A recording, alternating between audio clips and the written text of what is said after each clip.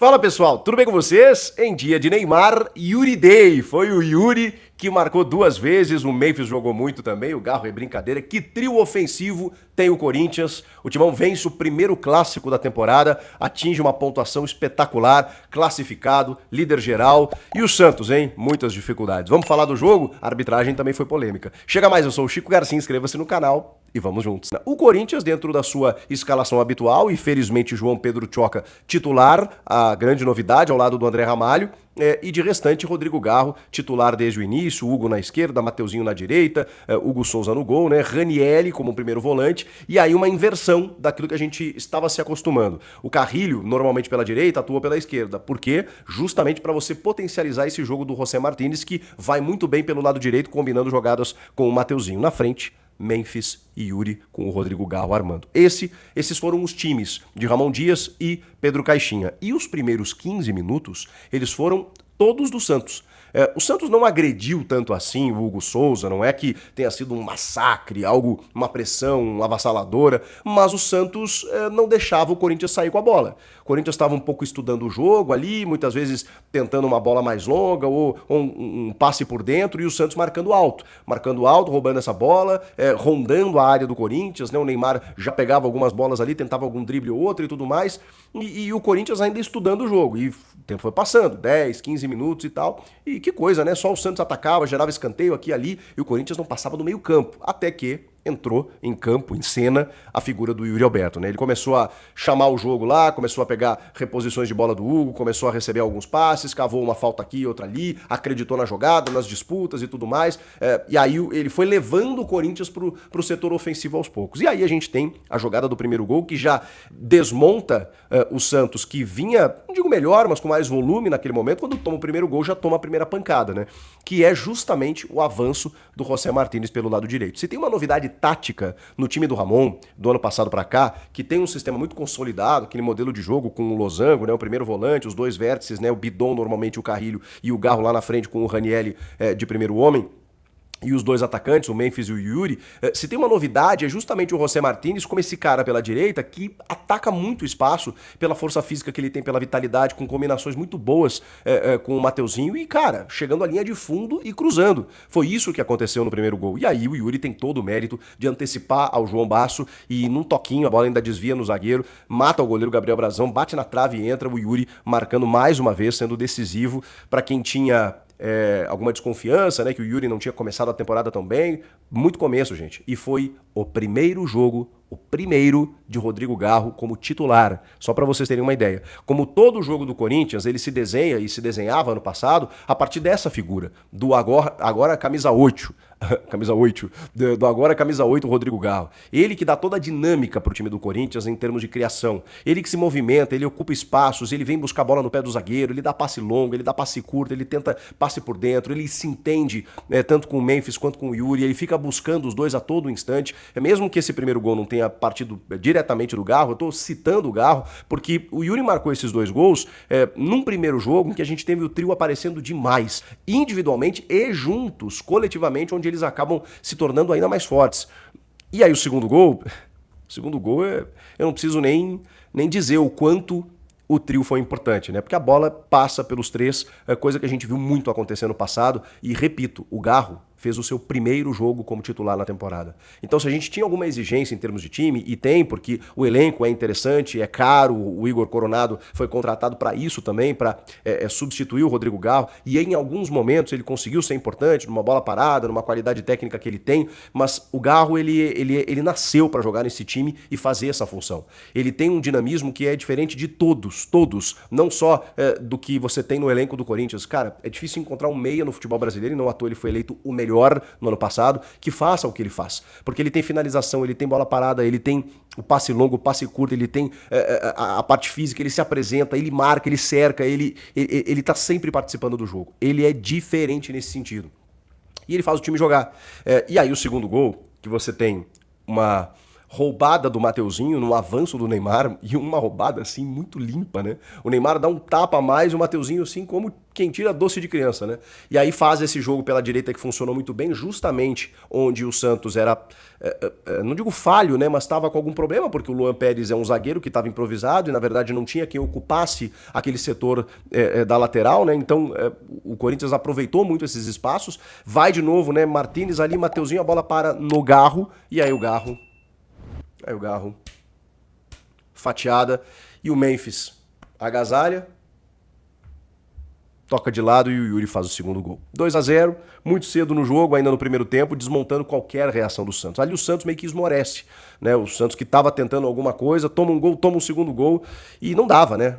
O Neymar foi marcado, o Guilherme pegava a bola muitas vezes, mas muito mais dentro da área, ele não voltava tanto, então essa incumbência cabia ao Neymar, o Tiquinho nulo, desaparecido do jogo, a bola não chegou e ele não conseguiu se desdobrar para receber essa bola. Os volantes do Santos estavam mais preocupados em marcar do que construir, então eles não podiam avançar muito, porque quando o trio ofensivo, quando os armadores do Corinthians pegavam a bola, era muito difícil conter. E aí era muito nítido, né, que o Garro tinha uma liberdade absurda para jogar.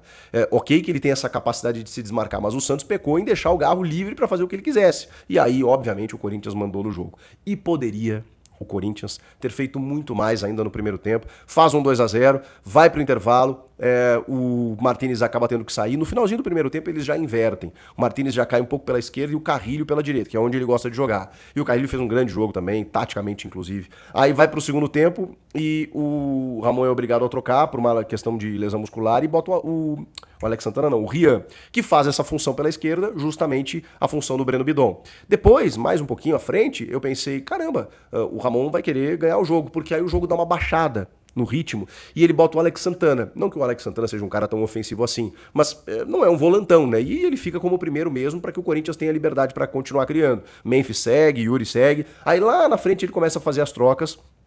Vale lembrar que o Memphis recebeu homenagens, né? E a camisa 10, com vários camisas 10 do Corinthians presentes na Neoquímica Arena, né? A Gabi Zanotti do futebol feminino, o Davis, meu irmão, né? Meu primo, né? Pra quem não sabe, casado com a minha prima Clarissa há muitos anos. O Davis, que é o craque do futsal, baixinho, bom de bola, camisa 10 também. Entre outros tantos nomes da camisa 10 para que o Memphis recebesse a 10.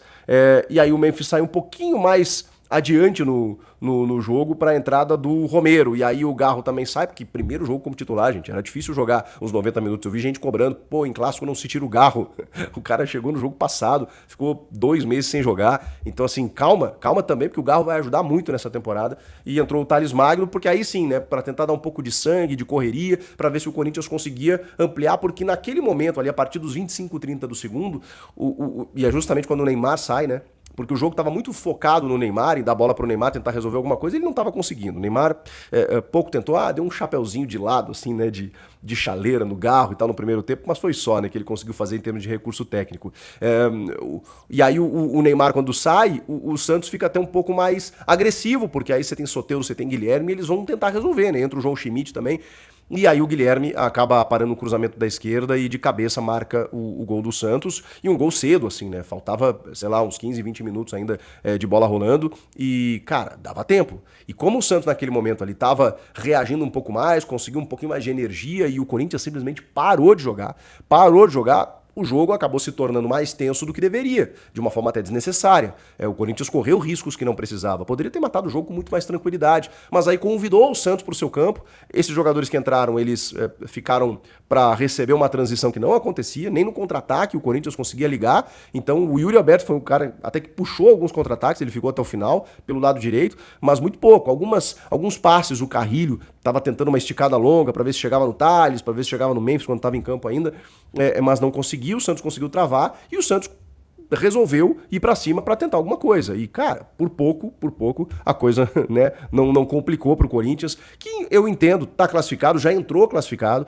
abre um 2-0, dá aquela relaxada natural, tem pré-Libertadores na quarta-feira da semana que vem, então tem uma dosagem meio que inconsciente no aspecto físico aí, e também de necessidade mesmo. Quem precisava do resultado era o Santos, não o Corinthians. Essa baixada de bola fez com que as coisas se equilibrassem, de uma forma até meio que mentirosa em termos técnicos, né, porque a diferença é muito grande, gente. O Santos tem o Neymar, que não tá jogando, sei lá, 40% do que pode. Tem o Guilherme, que é o artilheiro do campeonato. Tem o Soteldo, que é um bom jogador, mas paramos por aí. O Tiquinho, que vinha sendo importante, ainda tá fora de ritmo. Tava completamente, sei lá, apagado do jogo. Então, o Santos tem limitações fortíssimas e o Corinthians terminou o ano muito bem e hoje, apenas hoje, nesse jogo, o seu trio ofensivo, que é maravilhoso, fez a sua estreia. Então é um Corinthians que ainda tem um potencial gigante para crescer e que já vinha bem e que já tem 25 pontos no campeonato. Então você bota a diferença entre os dois, ela é muito significativa. E se refletiu no campo, só não de uma forma maior no placar, porque o Corinthians não apertou mais para fazer esse resultado. Esse trio, eu vou repetir, ele é o melhor do Brasil, na minha opinião. Ninguém tem um meia e dois atacantes com a qualidade e o entrosamento e a coletividade que o Corinthians tem com esses jogadores. É incrível o que eles são capazes de fazer. Garro, Memphis e Yuri, eles deram muitas alegrias no ano passado já e eu tenho a impressão que eles vão dar muito mais ainda nessa temporada, porque o entrosamento tá melhor, ainda tem alguns ajustes de time para serem feitos, mas, cara, do meio para frente, esse trio quando pega na bola, é sinal de que alguma coisa vai acontecer. Então tá bonito de ver. Existia essa desconfiança da pausa, né? Puxa, terminaram o ano bem, vieram férias, não sei o quê, reapresentação, falta de ritmo, aí o Garro não joga e tal, aí eles não jogam 90 minutos todo o tempo, os titulares, aquela coisa toda, quando eles jogam o primeiro jogo deles como titular, a gente já viu o que pode acontecer. A gente teve algumas polêmicas relacionadas à arbitragem, porque a Edna Alves Batista, ela é muito cobrada sempre, né? Ela é muito questionada. Eu acho que ela tem uma dificuldade realmente em alguns momentos de ter e de impor a sua autoridade. E isso acaba pesando contra ela, né? Porque muitas vezes ela falta com o critério, ela deixa de marcar algumas coisas, os jogadores se aproveitam, né? Ela além de tudo é pequenininha, né? Então os caras cercam ela, aquela coisa toda, e ela às vezes não consegue ter pulso, ela tenta, mas às vezes não consegue ter o pulso necessário. E aí eu acho que a gente tem algumas situações para analisar. Primeiro, eu sei que a torcida do Corinthians está a pé da vida com um suposto pênalti, que é um cruzamento do Memphis da esquerda, que a bola bate na mão do Luan Pérez. Digo para vocês sabem o quanto eu sou justo, mas aquilo não é pênalti. E não é eu que estou dizendo, não é o que eu acho, não é o que eu marcaria, não, é pela regra, gente. Pela regra, o braço dele está colado ao corpo. Embora bata na sua mão, e bate mesmo, né, no dorso da mão aqui, esse braço ele está colado. Ele não está estendido. Ah, mas ele faz um bloqueio e tal. A regra não fala nada disso. A regra fala em movimento natural ou antinatural. Como ele vai para a disputa com esse braço junto ao corpo, ela bateu ali, não há nada que indique pela regra que esse pênalti deve ser marcado. E vou dizer mais. Para mim, o Memphis comete a falta na origem com o Diego Pituca. Eu sei que ela não dá, tá? Ela não deu a falta no jogo, ela manda o jogo seguir. Eu sei que o Memphis é o jeito dele de jogar, ele é corpulento, é tipo o Hulk, assim, né? Eles abrem a asa, assim, conseguem muitas vezes ganhar o espaço, mas tem um braço ali. Tem um braço ali que ele joga o Pituca longe. Pra mim é falta, que ela não marca no campo, já é um erro aí. E aí depois tem esse lance na área que eu posso dizer pra vocês que não é pênalti. Não vou nem dizer que eu não marcaria, não é pênalti. Pela regra, não é pênalti. Então o VAR não tinha que chamar e muito menos pela falta, né? Porque aí é um lance de campo de jogo e tal. Sei que isso vai gerar polêmica, mas tudo bem. Tô aqui pra dar opinião baseada na regra e tá tudo certo. Você sabe o quanto eu sou justo, né? Eu pelo menos tento, né? Eu não teria nenhum problema em dizer que foi pênalti, mas não foi, tá? E aí tem um outro lance, bom, tem vários lances, né, de cartão amarelo que ela ignora ou perde a mão no critério. Mas o mais grave, né, é o lance do Zé Ivaldo no Garro, que já tinha cartão amarelo, ele fica provocando o Garro, deixando o cotovelo assim, e aí depois ele deixa o braço no rosto do Garro, que talvez não merecesse um vermelho direto, mas pelo menos um amarelo, né? Como ele já tinha, a consequência seria uma expulsão. Não acho que ele tenha dado um soco no Garro, não sei se foi um tapa, mas ele jogou a mão, no mínimo foi um ato hostil. Esse ato hostil renderia um cartão amarelo e ele seria expulso fatalmente. Ela preferiu administrar, preferiu conversar e aí acho que ela perdeu um pouco a mão. O Memphis também, eu acho que cara, o Memphis causou no jogo, né? Porque ele abraçou a Edna em algum momento, ele empurrou o Gabriel Brazão, o goleiro do Santos, ele peitou o João Basso, ele discutiu com o Neymar ali, mas numa boa e tal, o Martínez e o Neymar tiveram um quiprocó maior, mas ele chamou muito o jogo, por isso que eu destaco o trio, porque você tem o Garro, que começa a jogada do segundo gol de uma forma maravilhosa e ele participa do jogo ativamente, você tem o Yuri, que faz os 2 gols, e você tem o Memphis, cara, que entrou completamente no psicológico dos jogadores do Santos. Ele controlou o jogo psicológico, ele dominou as ações, ele dominou a arbitragem, ele chamou pra ele a responsabilidade. Ele tensionou o jogo na temperatura que ele queria. Esse foi o Memphis do jogo que entendeu, finalmente, como o Corinthians deveria jogar um clássico. Talvez não nos minutos iniciais, né, que o Corinthians meio que demora pra acordar, mas depois sim, que era uma crítica que se fazia ao Corinthians depois da derrota pro São Paulo e empate pro Palmeiras.